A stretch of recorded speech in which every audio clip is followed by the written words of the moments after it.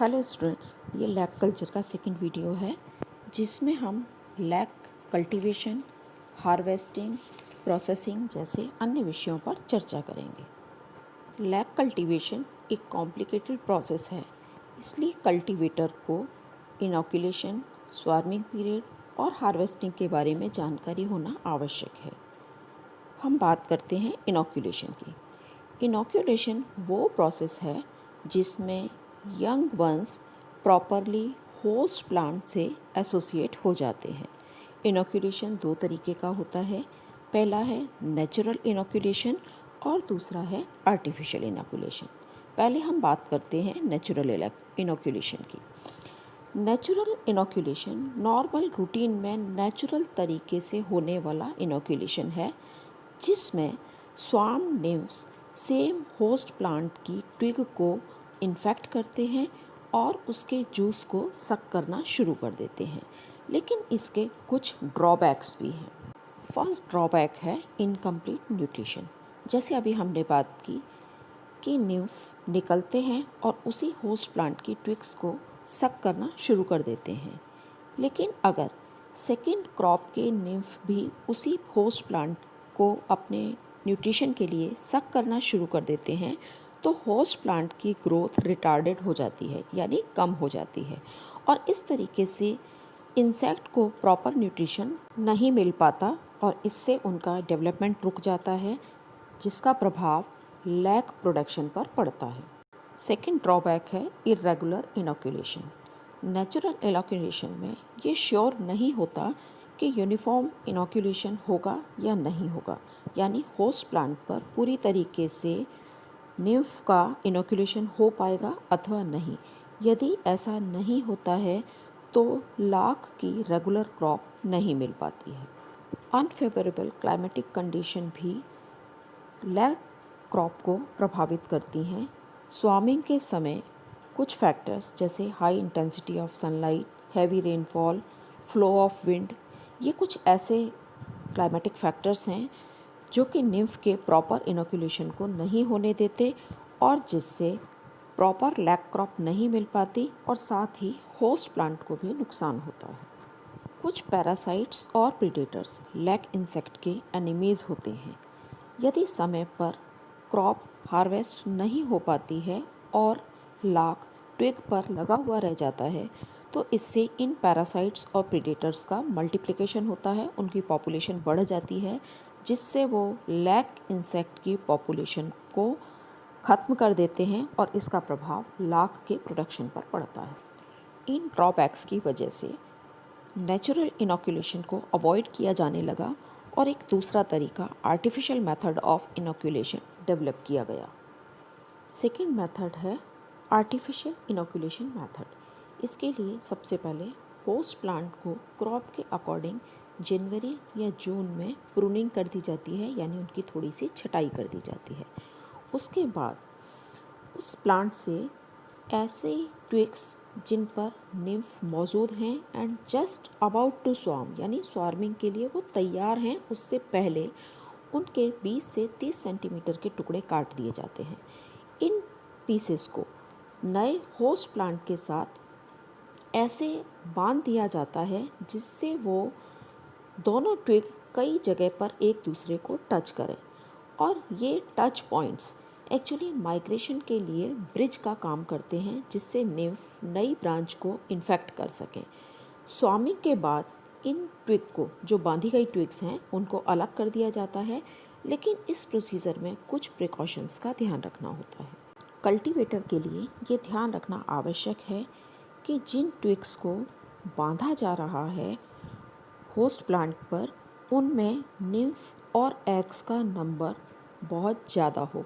ऐसा नहीं हो कि उसमें से निम्फ पहले ही स्वार्म आउट कर चुके हों, वरना इनोकुलेशन सक्सेसफुल नहीं होगा। दूसरी बात, ये जो निम्फ और एग के साथ में ट्विग बांधी जा रही हैं उनमें पैरासाइट और प्रेडेटर नहीं हों।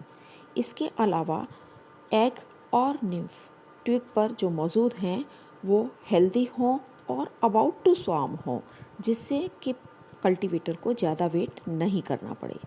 इनोकुलेशन की यूनिफॉर्मिटी के लिए 3 से 4 ट्विग बांधी जाएं तो बेहतर होगा। और अंत में होस्ट प्लांट को रेगुलरली चेंज करना आवश्यक है, जिससे निम्फ को प्रॉपर न्यूट्रिशन मिलता रहे।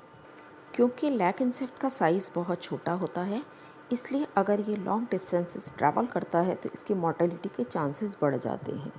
आर्टिफिशियल इनोकुलेशन में ट्विक्स कई जगह पर कांटेक्ट में होती हैं, जिससे इनको लॉन्ग डिस्टेंसेस ट्रैवल नहीं करने पड़ते और ये नए होस्ट प्लांट पर सूटेबल प्लेस पर खुद को एस्टेब्लिश करने में सक्सेसफुल हो जाते हैं।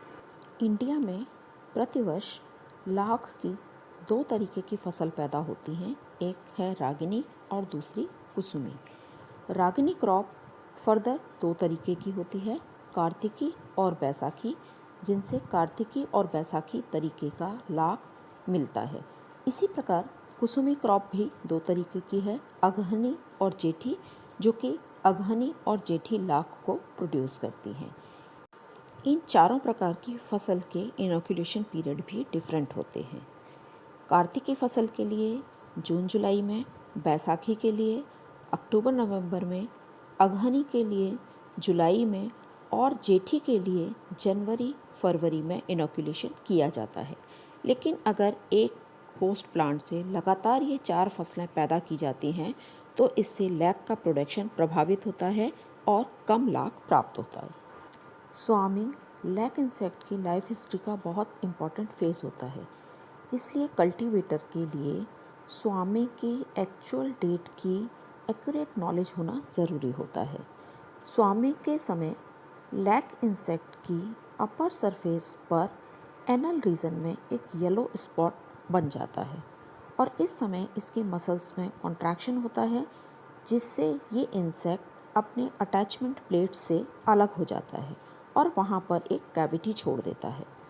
स्वार्मिंग के लिए तैयार एग्स कलर में ऑरेंज हो जाते हैं और ये स्वार्मिंग का एक क्लियर इंडिकेशन होता है। इसके लिए थोड़ी सी ट्रायल, लर्निंग और प्रैक्टिस की ज़रूरत होती है। एग्स को कीनली ऑब्ज़र्व करना पड़ता है और उसके बाद स्वार्मिंग की एग्जैक्ट डेट का अंदाज़ा हो जाता है।